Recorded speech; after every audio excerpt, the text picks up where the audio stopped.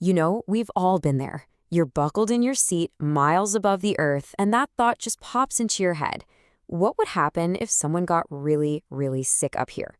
Well, today we're going to pull back the curtain and explore the incredible system that kicks into gear during an in-flight medical emergency. Right? It's that classic line from the movies. It instantly makes you think crisis. But when that call is made in real life, it's not actually the start of chaos. It's really the first public step in a very specific and surprisingly calm protocol. That's right. Airlines don't just cross their fingers and hope for the best. They have this whole system, a multi-layered approach to classify and respond to pretty much any medical event.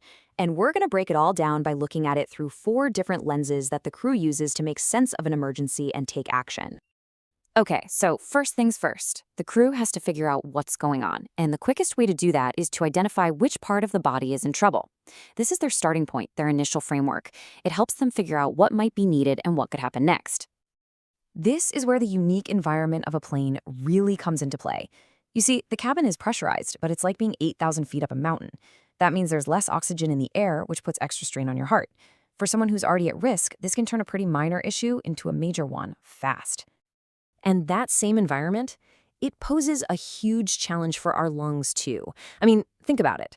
Because the air is thinner, your lungs have to work way harder to get the same amount of oxygen. And when you add in that incredibly dry, recycled air, well, for someone with a condition like asthma, it can be the tipping point into a serious breathing emergency. And then you have neurological events. Now, trying to figure out if someone's having a stroke or managing a seizure is hard enough on solid ground. Imagine trying to do it in a narrow airplane aisle with limited information. It takes incredible focus from the crew to protect the passenger and figure out what's really happening. And of course, there's a whole range of other stuff, from diabetic emergencies and severe allergic reactions to things like panic attacks. Now, some of these might seem less critical on the surface, but any one of them can escalate really quickly at 35,000 feet. That's why the crew's trained to take every single one seriously, right from the start.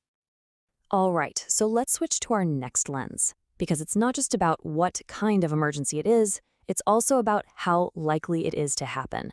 And believe me, airlines track this data very, very closely to make sure they're as prepared as possible.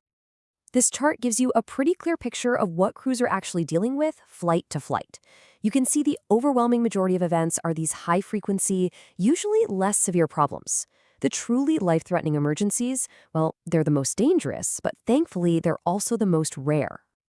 So let's put some real-world examples on this.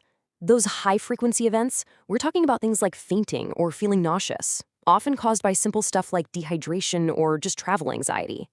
Then, on the complete other end, you have those low-frequency events we all fear most, a sudden cardiac arrest or a stroke. And knowing this difference is absolutely critical for how airlines plan. And here's why this is so important. This data isn't just for statisticians. It directly determines what goes into the onboard medical kits and where the flight crews focus their precious training hours. They drill constantly for the common stuff, while making sure they are ready for those rare but critical emergencies. So, this brings us to our third lens. What does the crew actually do? This is where all that training kicks in. They have a clear, escalating protocol that's based entirely on how serious the situation is. See, the crew's response isn't just random. It follows this clear, escalating path. This whole structure is designed to make sure that the right level of care is given at the right time, without causing a ton of alarm for the passenger or the rest of the people on board. It's all about a measured, step-by-step approach. So let's break this down. At the basic level, we're talking about simple but incredibly effective things. Reassuring someone, getting them some water, maybe an ice pack.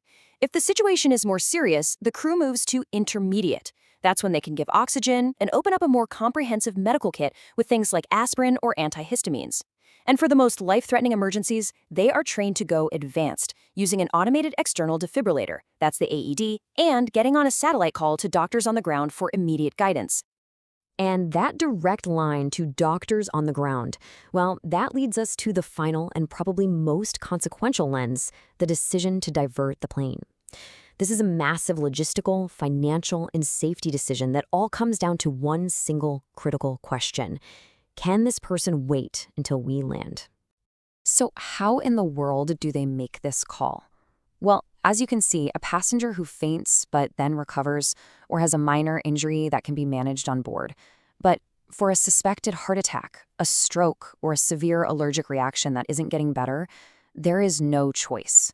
Because for some emergencies, the most important medical equipment isn't on the plane, it's waiting at the nearest airport.